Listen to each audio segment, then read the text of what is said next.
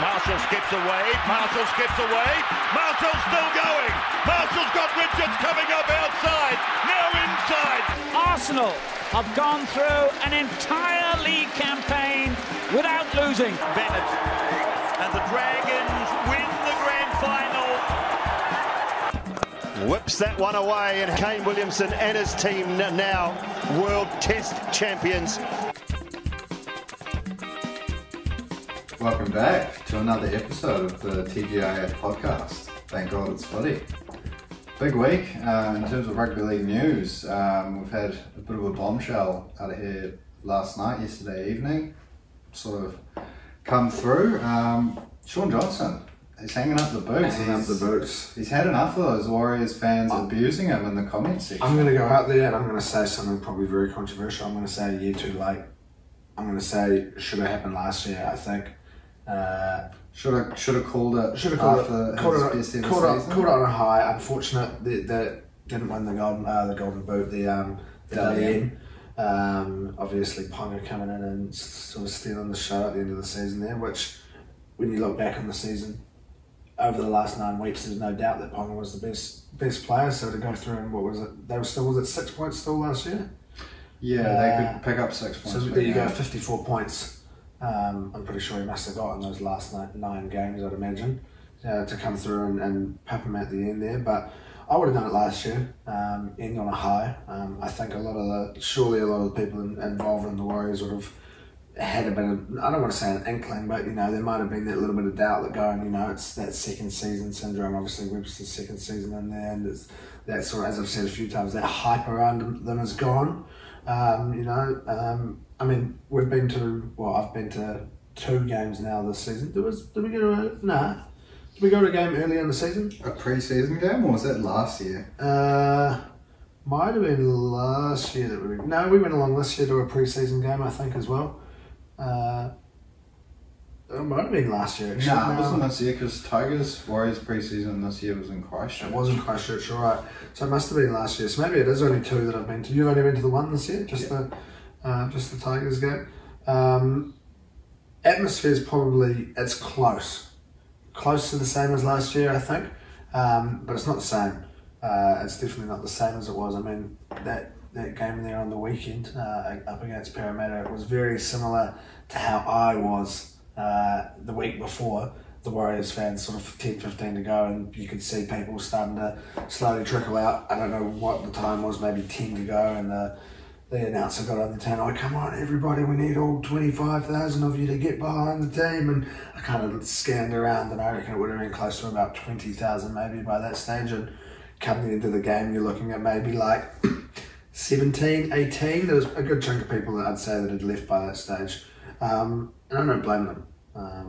And I don't blame SJ for maybe having that game there, kind of probably the kick in the teeth. Mathematically still possible, but looking like they're not going to make the 8. And maybe that was his thinking. It's done. It's sad to see one of the best Kiwis to lace the boots up, I think. Yeah, I think when all is said and done, he probably has to go down there if not the best. I'd say you're probably putting him below Mannering and Jones on the Stacey Jones on the pecking order of Warriors legends over the years. I don't know if too many come,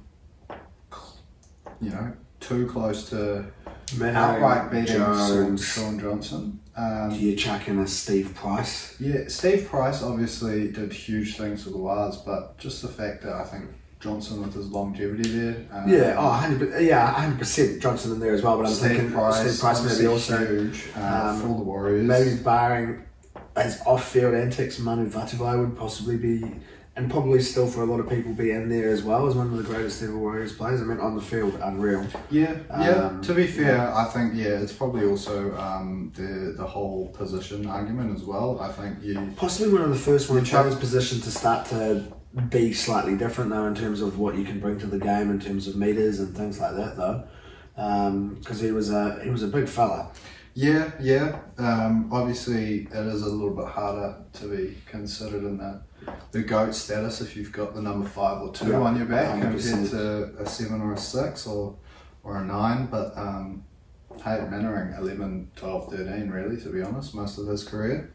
But yeah, heck of a career for a bloke not too far. Saw his touch highlights popped up, obviously after this you start to see that sort of stuff. Saw a little video of his highlights and God, it's good. It's unreal. And there'd be a huge... Pretty sure back in the day, him and his old man made a highlights clip of the all this touch footage in that and sent it to the Warriors as his trial.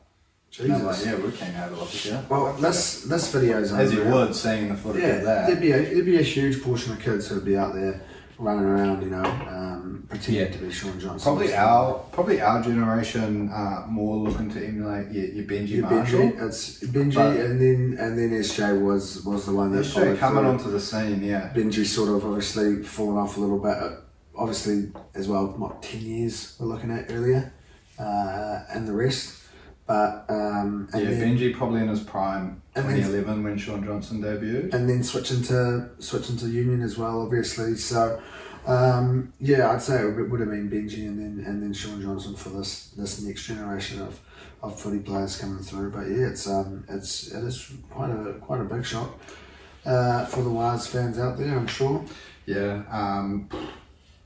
Say what you will, I guess, but he'll go down as a legend in most people's eyes, I'd say. Shout out the cups of tea. Yeah. I'm officially, this is actually number 11. I cracked the double digits there last night. Had a random, I don't want to say a craving for a tea, but I just felt like a tea, so I had one. Doing a little bit of cleaning there in the kitchen, doing some dishes, moving up a few bits and pieces around. Saw that I had some tea bags that I've never delved into since I've been there. So I delved in, had a cup of tea, and number 11 in the career of tea drinking for me. So it's still early days. What are we rocking here in Earl Grey? Just the Bell Black tea with a little bit of milk. Have we got a sugar in here? No sugar. It's running out of sugar. No sugar. Yeah, I didn't think so. That's probably a bit more me as well. I'd say. I don't know if I'm a sugar in my tea dude, but I have to say, upon inspection, it's not really a very appetizing drink. I don't think. And you're rocking this sort of, I want to say a rustic sort of mug here. It kind of makes me feel like I'm drinking some sort of cava, or maybe not cava, but maybe some sort of hippie, kind of down Golden Bay, maybe out in the Barrier, some sort of hippie drink, that you might drink in the forest. But it's not too bad to taste. So shout out the cups of tea, number 11. And we're gonna, I think possibly maybe when you get to double digits is when you stop counting your teas. I don't know how many people out there count their teas, but I'm thinking possibly now we might roll it out to 20, and maybe from there. I don't know. I feel like now that you kind of hit double digits, there's no reason why I stop until I hit 100, and then I can kind of get a gauge on how long it's taken me to get there. I mean, I'd be looking at probably not until I'm about maybe 31. So you hit that 100 mark. Yeah, if I've maybe had 5 or 6 cups of tea this year, whereas in the last 26 years of my life I've only really had obviously another 5 or 6. Another 5, 4 or 5. So there you go. You're looking at that steady progression. So maybe so this year we're in what? We're in August. Chuck another 5 or 6 in there. We might have 12 this year, maybe if we're lucky. And yeah, maybe by the time I'm 31, I might be at 100. But yeah, I don't know. Let us know if you count your teas. Where do you go? Where do you stop? Yeah, I think counting beverages is sort of more of a night out alcoholic. It's kind of that. Hey, thing, hey, my name's Nat, and this is my first cup of tea of the night. Yeah, one of those things. You could do that. You could make that would be a bit of a... they wouldn't be very long videos. I don't know how many times I've been... of the night, of my life. Of my life. This is my 13th cup of tea in my life. That could document be... it. It could be a little new thing to get into. Maybe next year, the challenge is cup of tea every day of the year. A swim and then a cup of tea. I think the swim... I think the swim is just going to be something now that sort of rolls through as just kind of habit, bit of muscle memory. There'll be the day next year where I go, oh, I don't have to have a swim today, it's pretty yuck out there. But there'll be days when it's pretty yuck and I'm just going to go in there anyway, have a quick dip, freshen myself up. But then there'll be those days where it's an 8 o'clock one and it's low tide and I'm going, fuck, I've missed it today. It's just unfortunate. Those will be the days that I think I'll be missing next year, but the teas, that could be a good thing.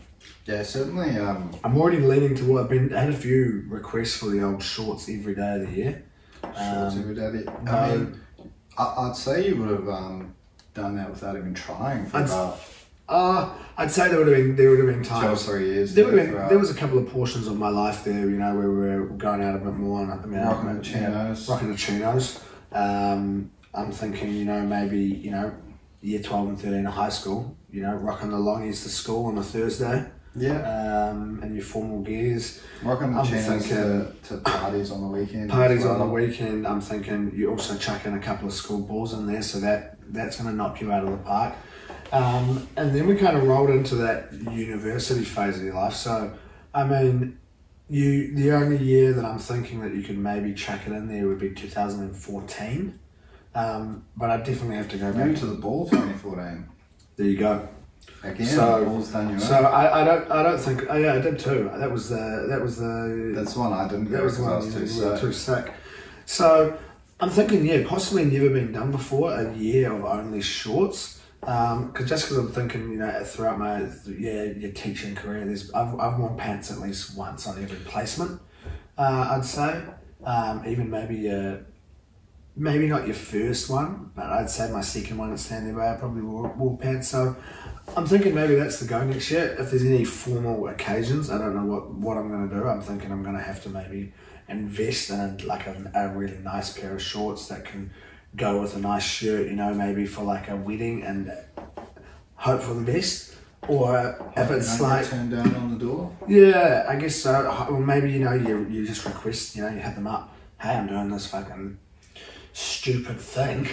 Can I wear shorts to your wedding? You just make maybe a little white lie, Or I guess what I could do is always get somebody to stitch me a pair of suit pants with zip-offs. Not necessarily zip-offs, like a Velcro. Velcro could be quite good because then you get the noise with it too. And I can just rip them off. But you'd have to find a way to get around it. But maybe that's the go next year. Cup of tea, pair of shorts every day. Chuck a couple of multi. Yeah, little multi. Yeah. Little 2025 multi. Paying $3.80 for that. We're locking it in now. Shorts every day. We're gonna lock it in now. We've got paying about $115, I reckon, that tea thing. Yeah, the tea's gonna be the really tough one, I think, but I think it's doable. Are we chucking in iced teas? Not applicable. It has to be. It's up to you. I don't know. We're gonna do you consider? I don't know if I do, because then I've had far more teas in my life. So I think it has to be iced tea from a kettle. More of a children's acceptable beverage. Yeah, it's kind of like getting a mocha. If you're going to say like mocha's coffee, iced tea's tea. In a way, I think that you can look at it that way. It's kind of like that safe version, that censored version. You don't get the full shebang. So yeah, what do you say? $150. Just the tea. Just the tea. Just for you to have a tea every single Well, we're going to lock it in. We're going to say it's got to be tea from a kettle. The tea bag doesn't need to be in the kettle, but the water does. You can have your tea however you want. You can have whatever type of tea you want. Lemon, herbal. Green. I don't know if I'll ever rock a green tea. I'm not a green tea. You never had a green tea at a Chinese Don't like that restaurant? Don't like that jam, eh? Yeah, no, maybe that's something that I'll grow on, in 2025. I'm honestly going, if we're going to go say $150 just for the tee, I'm thinking that shorts. $300. I'm thinking that shorts jam is possibly higher than the tee. I'm thinking that's going to be harder to get away with. I'm thinking there's going to be harder to get away with. There's going to be some sort of going to be formal occasions. There's going to be formal occasions where you're in the shitter. So I don't know how we're going to get away with that, and I'm not going to allow. I think it's got to be not necessarily shorts every day of the year. It's no long pants. I think it's that. It's not like I've worn. You chuck a pair of shorts on. And then go to the fucking wedding. You can't go to work or wedding. And be like, at 10:30 and chuck the shorts on. So no, so it's we're locking. So it's a cup of tea every day, water from the kettle, sugar, milk, whatever you want, plus no long pants from the January the 1st until December the 31st. Yeah. So it's not a leap year, so 365 days. So it's one less than this year, and if I can do this year, then I know that next year's going to be that little bit easier. So I guess we've it's pen to paper. Official 2025 challenge is locked Contract locked in. Yeah. Contract locked in. We've signed it. We've signed it with a cup of tea. So. I guess that's a pose with a pair of shorts and a cup of tea in the other and a couple of tea bags, but I guess that's probably the biggest news of the week, really. The fact that 2025 challenge locked in. I'd say that overtakes the old retirement there, the old Hall of Fame news there, anything you want to chuck in there about the Olympics. 2025 challenge, signed, sealed, delivered. Yeah, you heard it here first. You're home of the exclusive scoop, I suppose. It's got a bit cold. Yeah, you got to get it while it's hot. I might be tapping out before we even get to next year if the rest of my tea experience is going to be cold teas. So, but enough about beverages. Should we have a little look at how last week went? We had a pretty tasty looking team of the week, I must say, as always. Got to always have a little bit of bias when you're picking it yourself.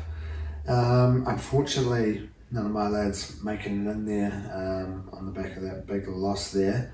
A couple of those Cowboys crept on in there. We start off at the back with the young fullback there from the Titans. We just found out that he's a local boy. He's a product of the Northcote Tigers part I may have known. The Rosman I wasn't aware of.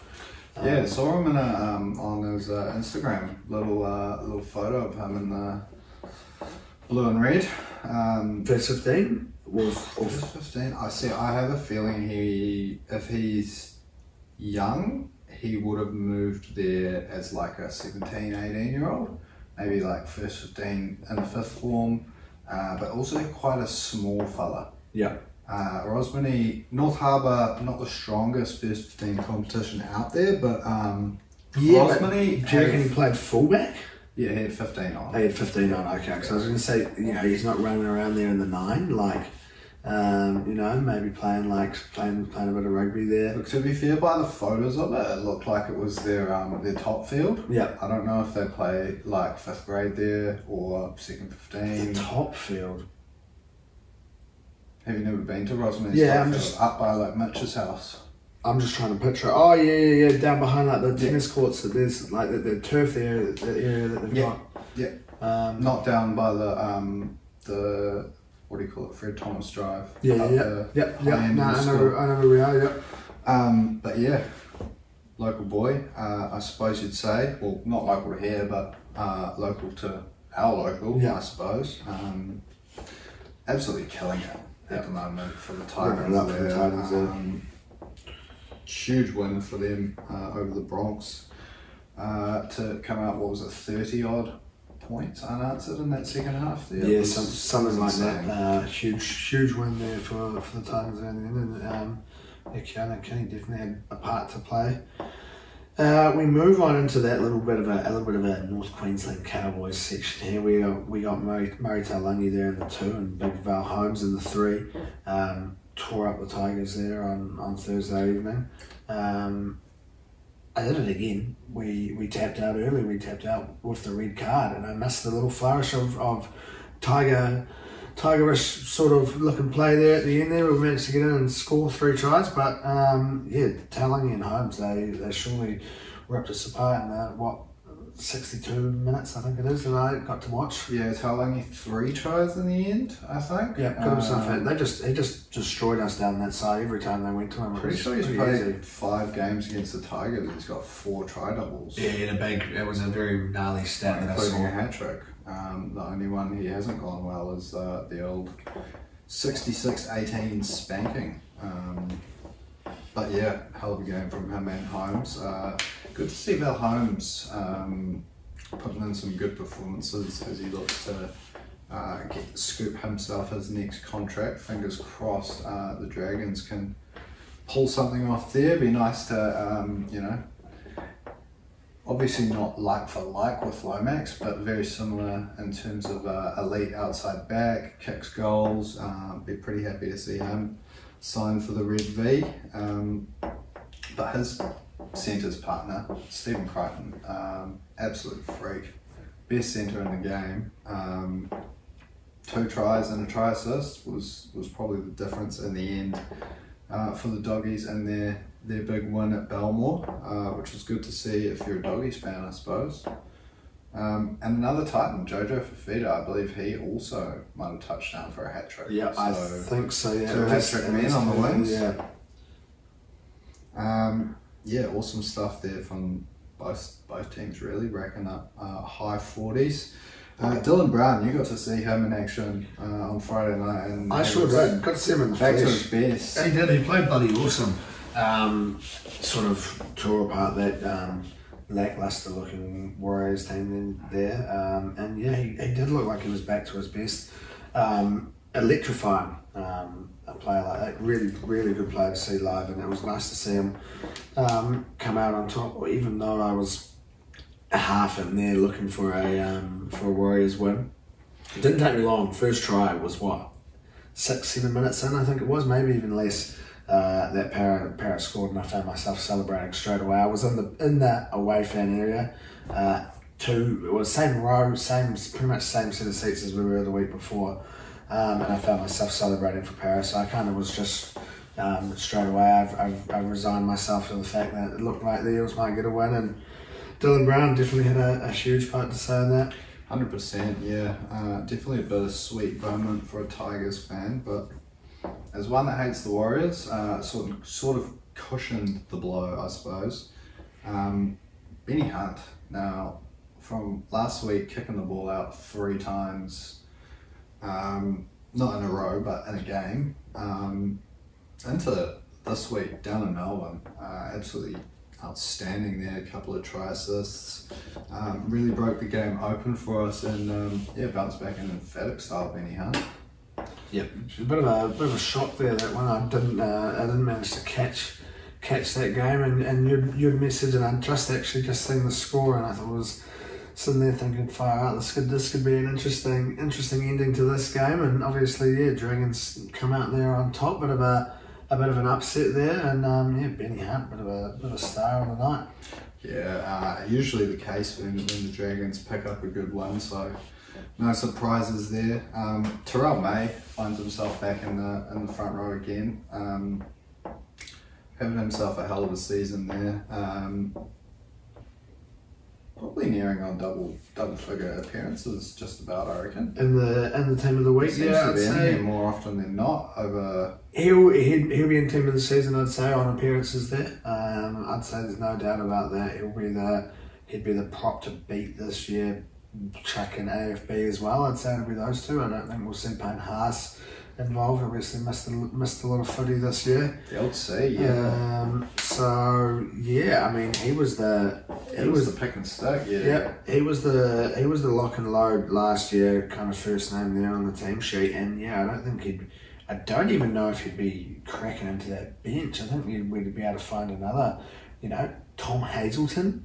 Mitch Barnett has had quite a few appearances this year. But there was that patch there where Hazelton was scoring all those tries, and I think he might have made 2 or 3 in a row. So that's going to chuck you in that bench contention there, I'd say. But Terrell May, he'd definitely be nearing on double figures. We'll have to have a little look at the stats there on that one. Saifiti there, joining him in the other propping role. Yep, scored a good try early for Newcastle, but unfortunately they weren't able to get the Chockies in their game up against the Panthers there, but made a good fist of it, and he was certainly one that played very, very well for the Knights there. Reid Marnie slots in between the two of them, a bloke who's really having himself a hell of a season, becoming the villain, I suppose you'd say. Of the NRL. I'd say he's a bit of a villain. Hasn't been involved in too much over the last few. He just likes to get himself into a little bit of trouble with the big boys. I think he gets himself involved, which is good to see. And I guess on a different note, a little bit like Ben Hunt in terms of when the Doggies are playing well, Reid Marnie's usually playing well, and he's been playing well. You play with confidence, you're going to get up in the face a bit more with some players if you're a player like him. So I'm sure he'll be pretty happy to see he's got himself involved with the team of the week there for another week. Another one of your mates in there, Jaden Sewer, locking in there one of those second row spots. Yep, 2 meat pies off the back of Benny Hunt's brilliance, really. But a hell of a game for Jaden Sewer. Another one who's having a great season. And his partner Dave Fafita. What an emphatic, I suppose you'd say, response to being missing out on that Origin squad. I reckon he's been really good. Maybe not career best, but he's been front and centre with this Titans. You're seeing glimpses. Impossible charge towards the finals now. Like they're a serious chance. They're a serious chance, and I mean, I think there was that stage there where they were missing both Fafita and Tino. And it was looking pretty dire for them. They don't even have Tino. And they don't have Tino, and Fafita stepped up throughout that period. You're right, it is looking like one of the most unlikeliest sort of pushes there towards finals footy right at the end of the season. So interesting to see whether or not they can manage to crack that top 8. And if they do, he'll definitely be involved somewhere here or there. Isaiah Yeo rounding out the team for the week. Another player who's probably looking at locking in their spot in the team of the year this year. He's been a bit of a show. Cleary's been missing. He's had to step up. They've had lots of players out at stages, and obviously Yeo himself missing a little bit of footy there with Origin at stages, and still probably the most selected lock there, and another pretty solid performance on the weekend there up against Newcastle. Yeah, 100%. Couldn't have said it better. Isaiah Yeo, talk about double figures. I think he would have reached that mark a couple of weeks ago probably, but that rounds out the team. Again, a hell of a team. So well done to us again for picking it, I suppose. Well done to the players for getting out there and making it, I guess, easy to pick this week. Not easy, but some great performances out there to choose from. But that leads us into our previews for the week. Starting off with Saturday night. Last game on Saturday, yeah. So it's a long wait. You're waiting up to 9:30 if you're over this side of the Tasman Sea. Yeah, but it never feels too long. You've got it's a Saturday. It's your one. If it's not your favourite, it's probably your second favourite day of the week. It's my second favourite day of the week. You got plenty of sport to get involved with. For me, that's usually sort of I'm at the end. I'm nearly sported out by that stage. You've been playing golf in the morning. I've then gone and watched the boys' footy. And then I've gone and watched a couple of games of league before I get into that game of league. I might have been maybe playing a little bit of a phone footy game maybe while I'm watching the game if it's not a Tigers game. Maybe we're cranking the league on the laptop while playing a little bit of FIFA at the same time, So sometimes you're sported out by that stage in the evening. I wouldn't say it's too long of a wait, but it's sort of the pinnacle of your Saturday evening. Sometimes they save these games, I feel, for your big matchups. So the Dragons up against the Doggies. It'll be a huge game. Lots on the line in this one. Yeah, it's going to be a huge game out of Cogra. Both sides going the best they've gone in years, really, 4 or 5 years for both teams there.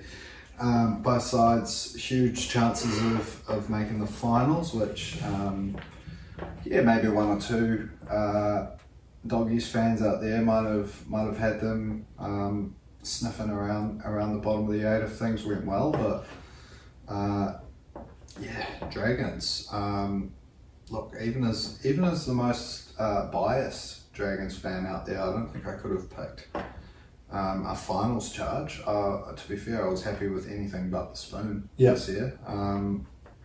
Hell of a performance this season. Shane Flano has worked his absolute magic, and it makes this one a mouth-watering sort of clash here on Saturday night. Both teams, it's a crucial one. If the Dragons can pick up the win, that means they go level on points with the Doggies there, and sort of really puts down a marker for the Dragons. Doggies win, they could be in the top 4 at the end of the weekend. That's which the other side of the coin. Doggies could be in the top 4. If they win this one, that could pretty much lock them in. I think that would put them about 3 wins, or 2 wins clear. I think Cronulla would have to lose though for them to finish the round in 4th. But if we have a look at the ladder, I think they're currently 4 points in the 8. Yeah, so they're 4 points ahead. So they go up to 30. Honestly, how many games is there to go? 7? 7 more rounds or 6? There's like 5. It's around 22. 3, 4, 5, 6, 7. 5 more rounds to go. Honestly, Melbourne is safe. Penrith is safe. I think Roosters are safe. Who do the Dogs have? Honestly, wouldn't surprise me if Cronulla dropped out, even from 4th. Honestly, would not surprise me. They haven't really been playing too flash. I reckon Dogs are safe. Was it Manly there that were in 6th? Dogs. I'm pretty sure Manly is safe. The Dogs have Manly in 7th. Who's in 6th? That's just those games there. Cowboys. And the Cowboys also have a bye, so you can pretty much put them on 30 points as well. Yeah, so they're safe. And then I think I honestly would not surprise me if Cronulla lost the rest of their games and didn't make it in. I mean, they haven't really been that flash this year. I mean, they've already really got 30 points, so I mean, it would be a tough ask. But I think it's a big battle there at the end. I mean, you guys are now 2 points there ahead of the Dogs. I think 13 wins pretty much guarantees you finals. Sharks on 12, Dogs on 11. Both with pretty healthy points differences as well. I'd say one more win clearly. Like, the Titans really have to make a charge, eh? They need things to go their way. Yeah, but I suppose, But there you go, they play Cronulla this weekend. Well, end of the round, they could be 2 points behind the Dragons. They play us in like 2 weeks. Yeah, Sharks, let's say Sharks also Dolphins lose. also lose. Titans and the Knights make a late charge and they come in and take 7th and 8th off the Dragons and the Sharks. I absolutely hate it. Storm, Penrith, Roosters, Bulldogs, Cowboys, Manly. What did I say? Titans, Knights. There you go. But that's my 8. Yeah, I hate it. I don't like that. But this one, Dragons, Doggies. I mean, the Dragons, they'll be on an all-time high. Maybe not all-time high, seeing as we have won grand finals before, but a huge win down in Melbourne. 25 years in the making there. Probably the best moment this decade as a Dragons fan, to be going down to Melbourne, picking up a win like that. Obviously had some some other good wins off the back of Benny Hunt's brilliance over the last couple of years, but just the context of charging us towards a top 8 spot. Up against the top of the table team that probably a lot of people are now backing to go on, and they had their full spine back and go the whole way. Yep, they've got their whole spine back. They've been playing some pretty awesome, pretty good footy. They've kind of, in a way, I don't want to say gone under the radar, but they've kind of gone under the radar. They kind of have, You know, like, they haven't gone out there and, like, been outstanding every week. They've had to, really tough it out in some games, have some gritty wins and things like that. I think everyone's talking about Penrith and the Roosters. Yeah, so they have sort of just slid on through that. So it's a huge win, especially when you look at how you fellas played the week before. To come out and get a win like that. Yeah, it's huge. It's huge. And as I said last week, we probably maybe the week before, we probably had to jag one of those Penrith Melbourne games in order if we really wanted to make the finals, because otherwise we would have been perfect. And tough little run of fixtures there, isn't it? Like the next 5, 3 or 4, we would have had to be perfect. But yeah, as I said, Benny Hunt front and centre of that performance. Jaden Sewer, Tara Sloan, after being dropped to reserve grade the week before, due to a bit of, as we all know, defensive deficiencies, came back into the side. Yeah, can't say he was obviously our best defensively on the night, but nothing that comes to mind in terms of the 3 tries Melbourne scored, and hell of a moment for him to burn Pappenhausen out with that fake out on the chip. That was huge nice. For the confidence to glide past someone like Pappenhausen. He's bloody good with the ball in his hand. There's never been any question about his talent with the ball in hand, I think. It's just the old saying, that you're no good getting in the side scoring a try if you're going to be letting in 2 or 3 on the other end. Exactly. So he would have been very stoked with his performance there. But yeah, Jaden Sewer, you said he also had another awesome game. Seems to have kicked on to a new level under Flano there compared to what we've had with I don't know if he was even there under McGregor, or definitely compared to what he was showing the last couple of years under Hook. Jacob Little, I don't know if you've seen this moment, but standing up to Big Nats. I have. I thought, obviously it's not the smartest move if you're about 5'6", going up a bloke who's a good 1.5 foot very ballsy in a push and shoving match. But I think nowadays you're fairly safe as a small bloke to go up and get under a big bloke's skin, ruffle a few feathers, knowing that you've got the safety of, if he does anything, he's going to get binned here. So yeah, good to see for a Dragons fan. I think after that sort of switched the mindsets of some of the players there, and we turned it around a bit. So well done to Jacob Little standing up to the big dog there. He's been playing some of his best footy of his career since he's got to the Dragons. There's no doubt about it. Don't think too many people saw this when we signed him. Not at all. To be fair, the odd good 4 or 5 weeks ago, everyone was stoked with signing Cookie, and I'm not saying Cookie doesn't come into the side with Little drop into the bench. I think Little's been one of the best this year for the Dragons. Most consistent. It's not most, but one of the most. It's now a position that we probably don't have to look to really strengthen. No, it's good to have that little bit of competition there for the 2 of them. But yeah, look, I can't say no to a player like Damien Cook coming on board. It's exciting times for the Dragons with the 9 stocks there, but the Doggies, on the other hand, it's just everything's going perfect for them at home this year. 9-0 now. Yeah, they'll be hoping that somehow the grand final maybe gets changed to there. Well, what do you call it? A core stadium's one of their home grounds. There you go. So technically, could end up being if they end up getting like. Yeah, if they end up getting like a prelim against Penrith, out at Homebush, they can just go, lads, it's a home game, don't worry about it. Yeah, straight through. It's a home game. Yeah. And to be fair, if the Doggies make a prelim, it's not really a case of if they make the finals. I think it's more probable They're now. safe. They're safe. They're going to get a huge turnout no matter where they're playing, home or away. I think the Doggies fans are going to come out in numbers.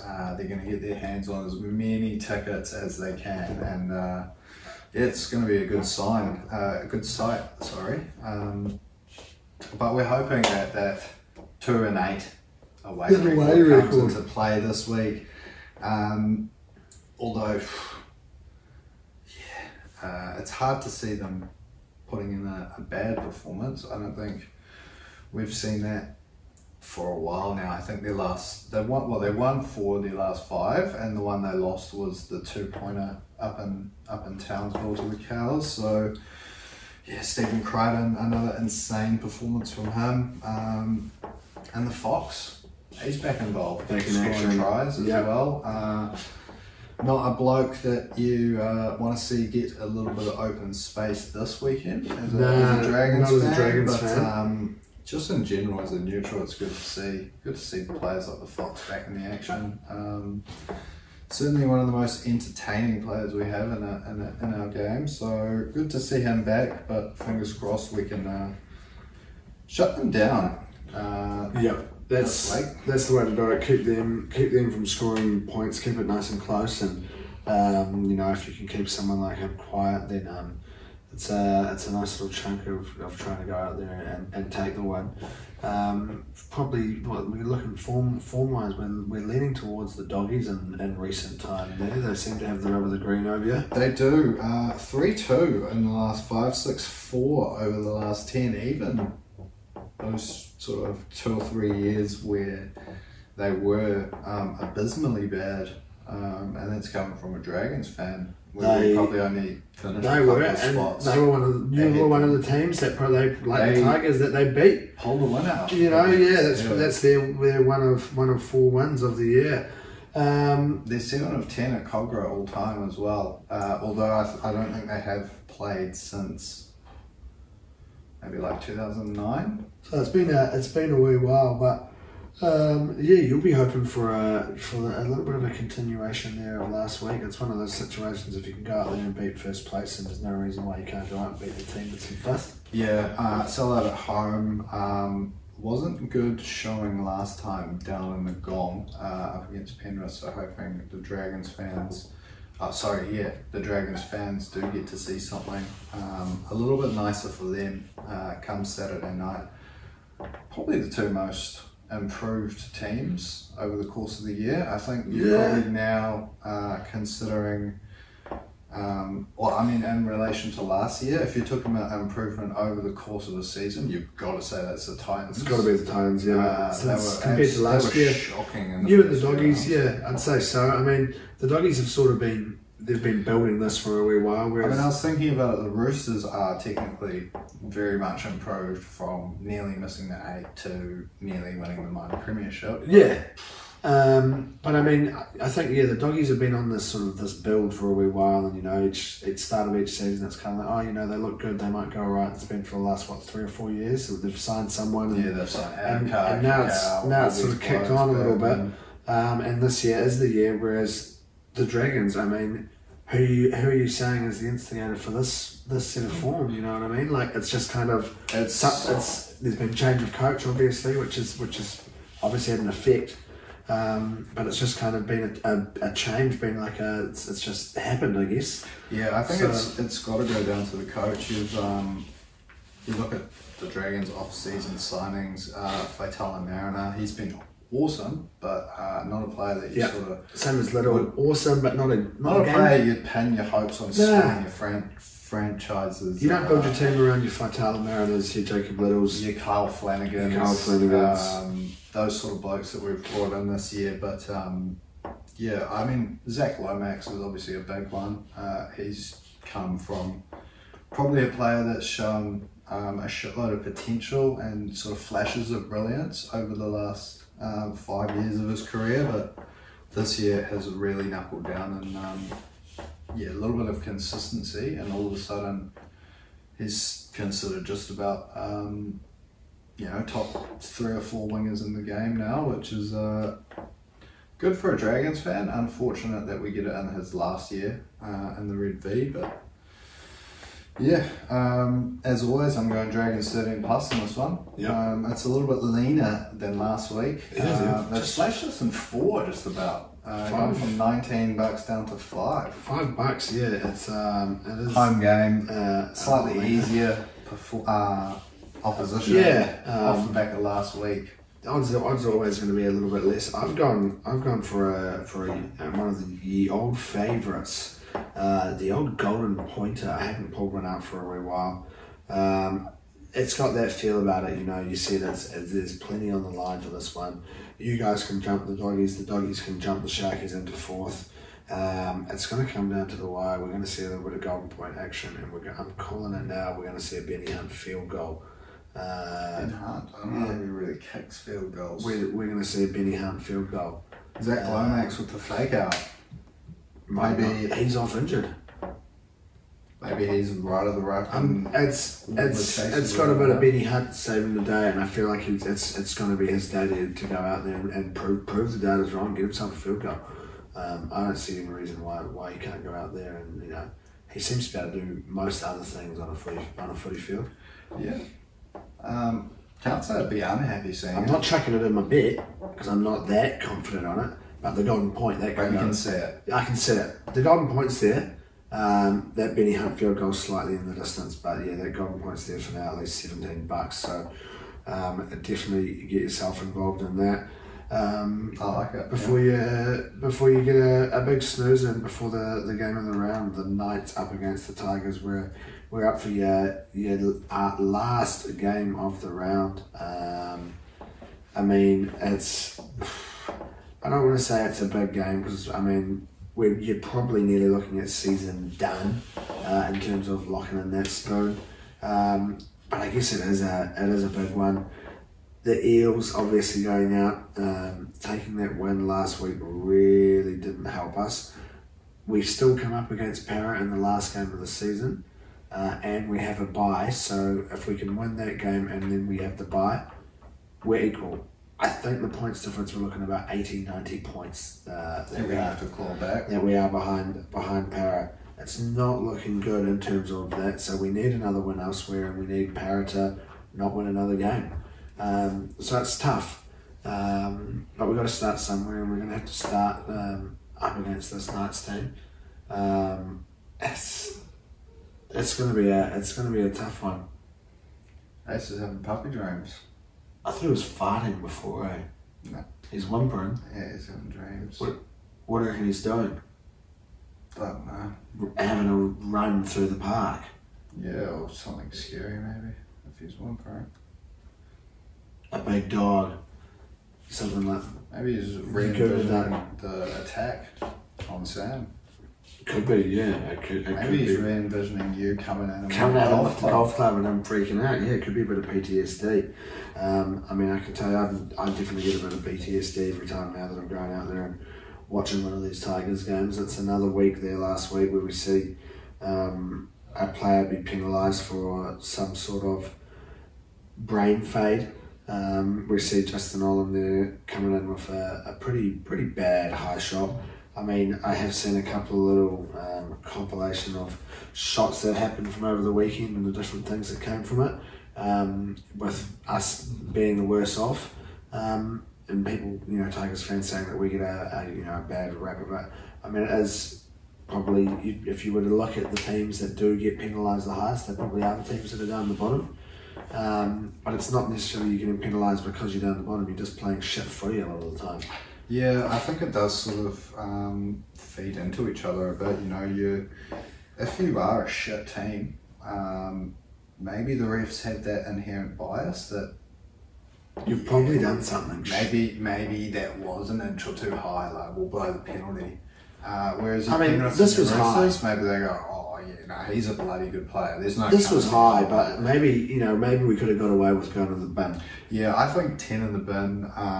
He's injured for the rest of the season anyway, so it doesn't matter. Yeah, I think 10 in the bin would have sufficed, really. It was a pretty brutal shot, and he did come rushing out of the line, but it certainly wasn't a Suoliti on a Reece Walsh type brutal hit. Yeah, I saw Woodsy was pretty vocal about it. He wasn't very happy that the game was ruined by that. But yeah, I suppose you got to take your licks when you are sitting bottom of the table. The refs are going to have that inherent bias. I really reckon it could have just been 10 in the bin, but to be fair, 12 points with or 12 or 14, can't remember. I don't know how many it was. I was in bed by that stage. On the field, and 3 tries with 12 on the field. So yeah. three tries while we were down to 12. I sort of checked the score again with maybe 5 to go and saw that we'd knocked up 30, which is pretty big. But it's what I think it's. Is it 4 out of the last 5 games, or it might even be the last 4 where we've conceded 40 points? 5 of the last 6. 5 of the last 6. Yeah, there you so go. the only one was Warriors, which was 28. Yeah. Terrible. And then there you go, 28 points against a Warriors team that didn't play very good. Maybe a 6 out of 10 performance. So defensively shocking.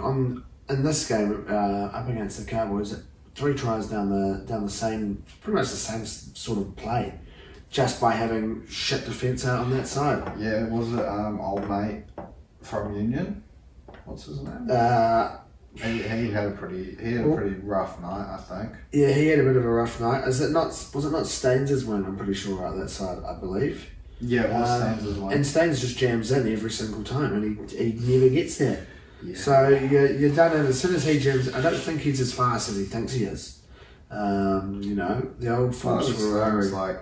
It's happening too often where he jams in and it comes off. Try outside it looks great, but it's so bad. It fucks me off so much when a winger jams in and they just quick hands it outside. It's up there with, for me, it's up there with these short. It's up there with the short dropouts for me. I swear, if you're jamming in 5 times a game, you're gonna have 4 times with the bloke. Well, they know what you're gonna do as well. If they know you're gonna jam in, I know sometimes. I know sometimes. Yeah, if you are out there by yourself, that's the only sort of choice you do have. You can't just sit back and wait for them to dummy on you and hold the outside man. But yeah, no, wingers jamming in, definitely one that.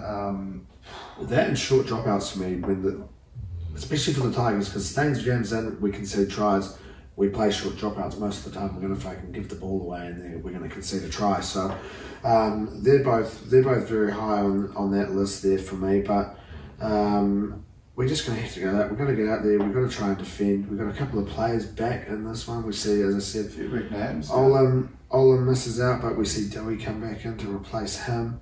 Finu out with HIA protocol, but Aiden Caesar back from his second suspension of the year to coming back into that 7 role, and Fanua Pole back into the side. We see Johansson drop off the bench there into the reserves with Pole coming back in. So, up against this Knights team, they're not looking too flash, but I mean anything's got to be flashier than the Tigers at the moment. It's not a hard act to live up to. But yeah, they've fallen off a little bit at the end of the season here. They're not in the best of form at the moment.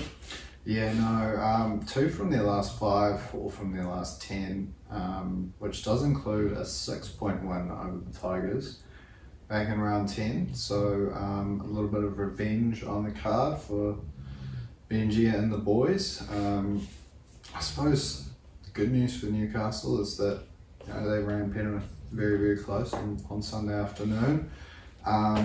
Unfortunately, when you're coming up against a team that has a certain bloke named Nathan Cleary, he's going to ice a couple of moments, particularly when Fox Sports. Jesus, a big score. Far out. A apologies for the snoring. Apologies to the headphone viewers. That might have caused you a bit of concern. But yeah, KP, he's always a dangerous player. I think he's up against a team that's as we said, defensive deficiencies. Kevin Ponga will be licking his lips at the thought of that. The thought of getting up against a defence that is really just a little bit watery at the moment. Easy to punch through. Not too much scramble, so it's going to be a tough one. If you can keep KP quiet, you might have a chance. But it's going to be a tough one. I think it is up in Newcastle as well. Yeah, I'm pretty sure it is. Yeah, McDonald Jones Stadium there. I think if you can keep KP quiet, you'll have a good shout. But let's just say I'm not overly confident. We've even seen the old Tigers women's team kick off their season with 2 losses. Nothing seems to be going our way at the moment, so it would not surprise me if we go out there and either get absolutely rolled, or we see like a 20 to 18, or maybe like an 18-16. We've scored 4 tries and missed all 4 kicks, something like that. We just don't get the rub of the green.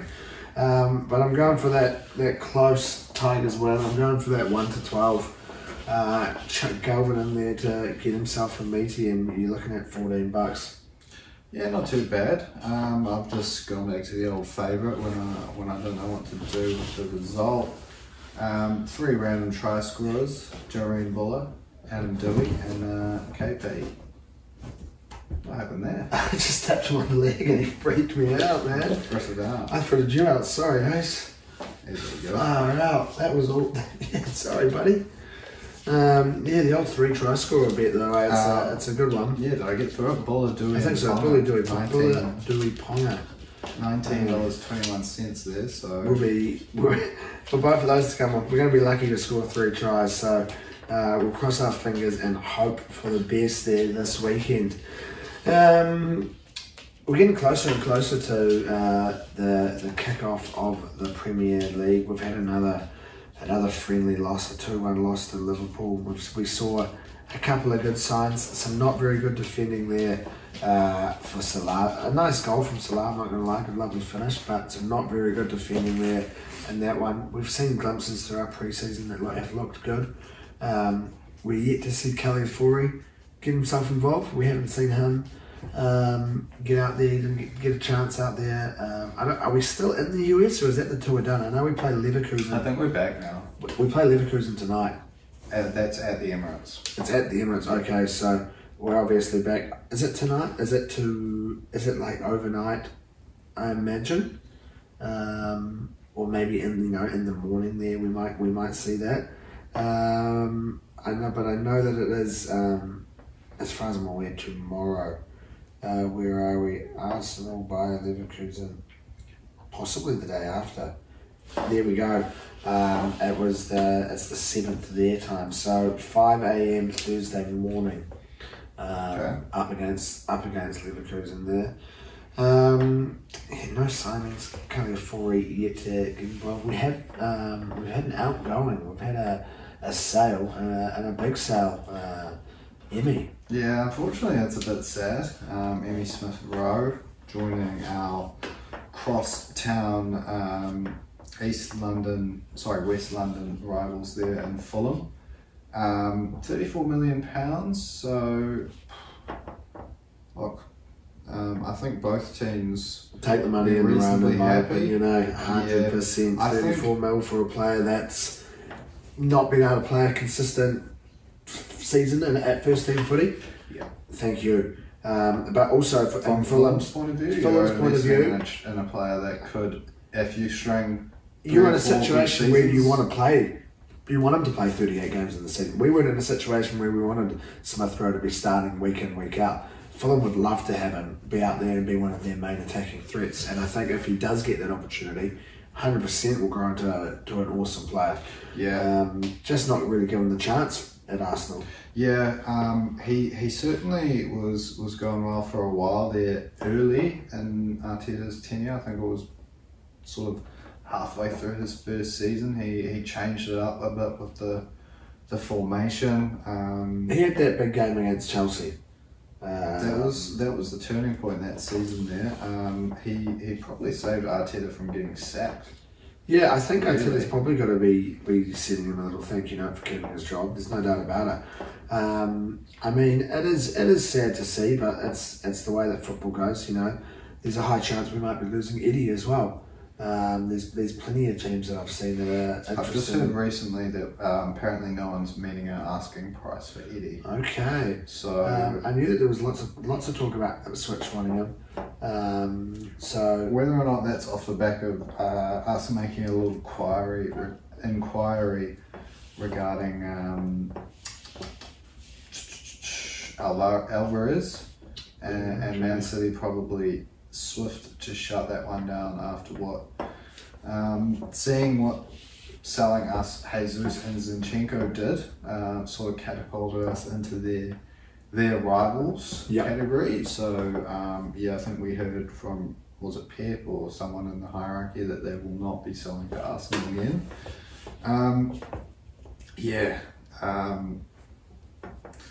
I think he goes on and does good things. I'm thinking, Emmy. There's 100%. As long as he doesn't score any equalisers or winners against Arsenal, as you know, you can chill out when you're up against us. Maybe you bench him up against Arsenal, something like that. He can come on for 15 at the end of the game. But yeah, I mean, I hope he goes on and scores some goals, gets a good consistent run of games under his belt where he can find some good form and get himself into a situation where he can see a little bit of improvement. But wasn't to be at Arsenal and wasn't going to happen, I don't think. Nah, probably just a couple too many injuries around the time that we really started that rapid ascent.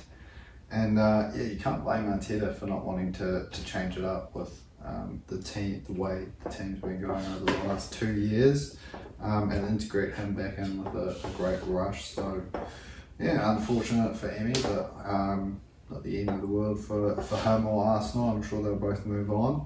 On a side note, it's always nice to have the number 10 jersey free if you're up there hunting a big name striker like Alvarez or whoever you might be hunting. Don't know. Handy little. Maybe Odegaard's got his eye on a number switch. Yeah, it's a handy little number to have to be able to chuck in there with a contract to try and pull someone over the line there. But yeah, Leverkusen there Thursday morning. Maybe another transfer coming our way by the next time that we talk to you. But it doesn't really matter the pre-season footy and my league team is shit because there's Olympics on. It comes around every 4 years, and we're slowly starting to truck away in terms of the medals. We're officially at 3 golds. Yeah, shout out to Finn Butcher picking up our third. First ever cross kayak. Was it kayak cross? I believe is what it was called. First ever kayak cross gold medalist. I'm assuming it's the first time it's been at the Olympics. So that's pretty bloody cool. We've had a gold in the rowing, and we've had a gold on the rugby pitch. Couple of silvers. You're chucking into the mix. 5 or 6 now. The old triathlete there, Hayden Wild, getting himself involved in a pretty cool, heartwarming moment there, I guess you could say, with his teammate there helping him out. You look at that per capita or per population medals sorts of tables that you see pop up. I think we're there at about like a third or a fourth. I think we're fifth. But we're the only one in the top 7 that hasn't just got 1 medal in a tiny population. Well, it's things like St. Lucia Republic. St. Lucia and Dominican Republic both got the country's first ever golds, I believe. And they both have one of them has less than 100,000, one of them has less than 200,000. Yeah, and it's that's huge. But we're definitely we've got out there. a medal for every 500k people in the country. It's something like that. I mean, we've sort of done well in our usual areas. We've been good good out on the water. We're usually very good on the water with, rowboats, rowing, sailing. You chucking your kayak in there with Lisa Carrington. Dame Lisa Carrington. Yeah, you're chucking in. Oh no, is she kayak or is she canoe? Or is she rowing? She's canoe. She's canoe. Then you're chucking in that she's not old, Luca Jones, the kayaker. Yeah. And then you're chucking in your rowers. We've had plenty of lovely, successful female rowers over the years. You're chucking Eva Swindell twins. Yeah. I can't think of any other names that spring to mind right now, but I know that there's been a couple of little sets throughout the years that have got us some medals. Probably I don't want to say it's a disappointment. I thought we might have got a couple of medals in the pool. I don't think we've had any swimming medals. Lewis Clareburt, I believe, finished 4th this morning in one of his races. I think he's been unlucky a couple of times. He was a bit of a medal shout. But we usually...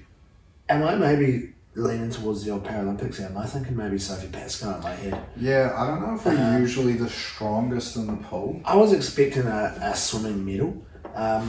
You think of what the country's like, the amount of ocean we've got, you expect a swimming medal. Yeah, but then I know you swim in a pool. You think of all the countries that are doing well in the swimming, particularly the Americans and Australians. Similar vibes, lots of coasts going on. Lots of coast, but it's a lot harder to get to the coast for a lot of people in Australia. And America. But then there's a hell of a lot of people that live on the coast because there's not much going on in the centre, whereas America's different. But then there'd be a fuck ton more pools in America, I would imagine, to get your swimming action in there. But yeah, possibly would have expected a little medal. You're into the thick of the old track and field at the moment, the old athletics. Jacko Gill, shout out the old TGS alumni, into a final for the shot put. Tom Walsh. 3rd Olympics in a row for Jacko? I think so. Tom Walsh. Tom Walsh not involved in the final, I believe, injured. I think he got himself injured in either before or during, I'm pretty sure, so he's not there, unfortunately. But yeah, Jacko into the final. We see the triple threat of Kiwi pole vaulters make their way into the final this morning. Again, 2 more TGS alumni there, Imogen and Eliza McCartney.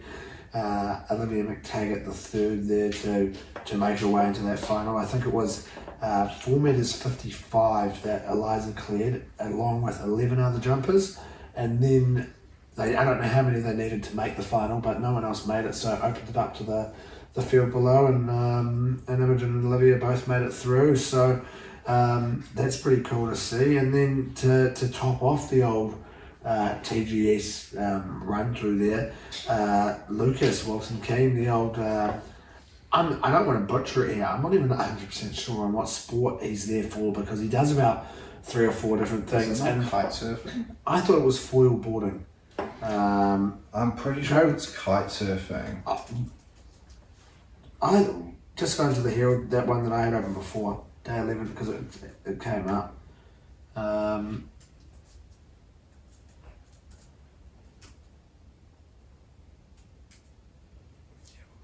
There you go. Yeah, kite surfing. Yeah. I thought it was the old foil board.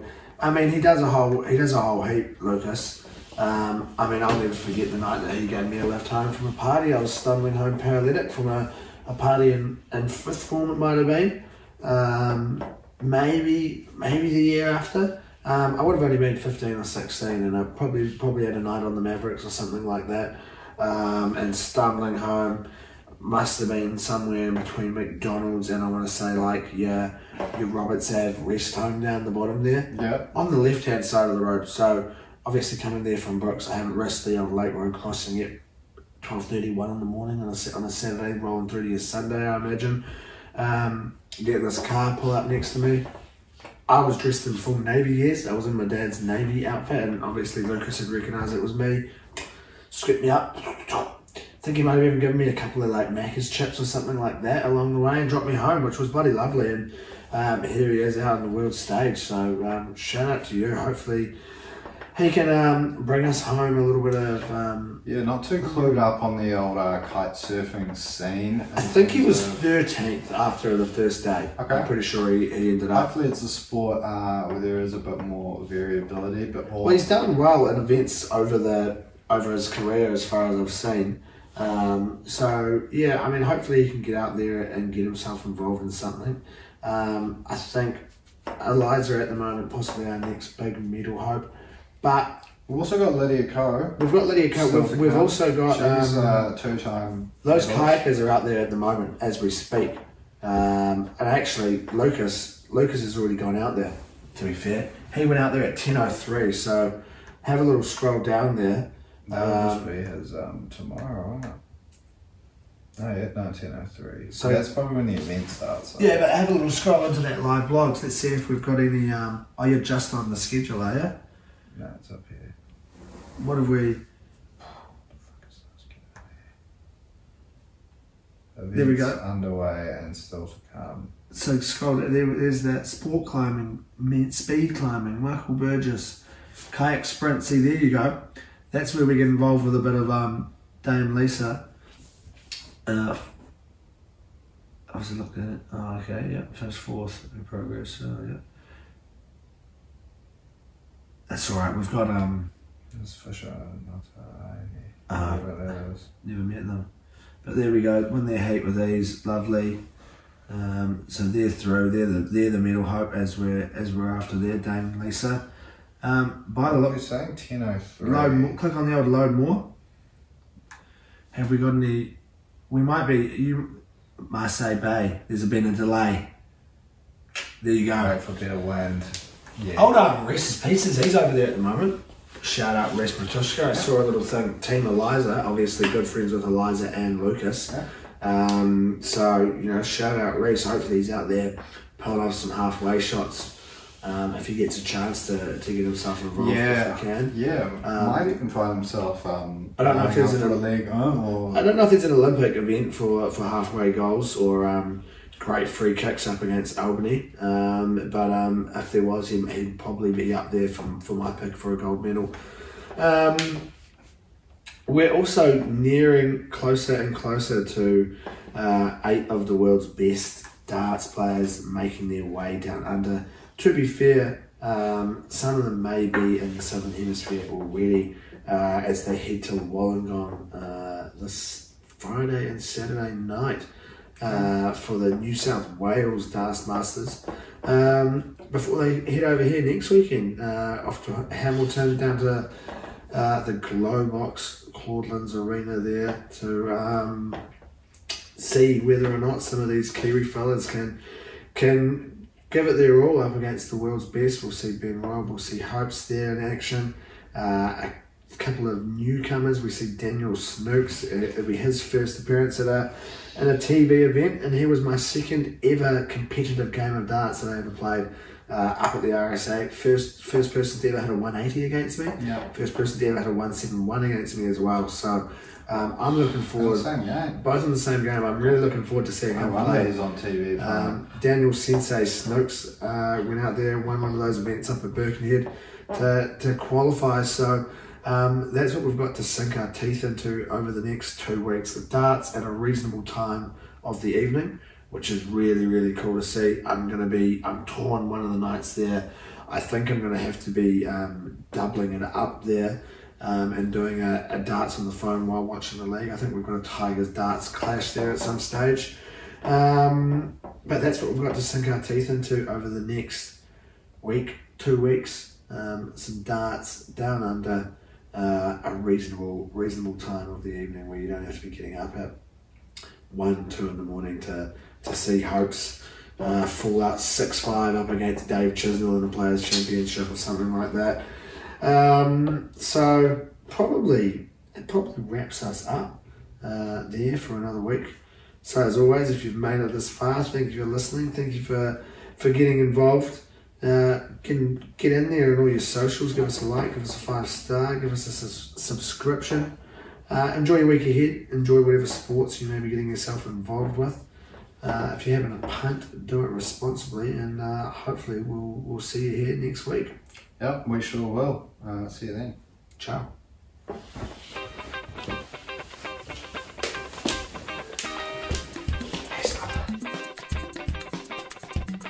Marshall skips away, Marshall skips away, Marshall's still going, Marshall's got Richards coming up outside, now inside. Arsenal have gone through an entire league campaign without losing. Bennett and the Dragons win the grand final. Whips that one away, and Kane Williamson and his team now World Test champions.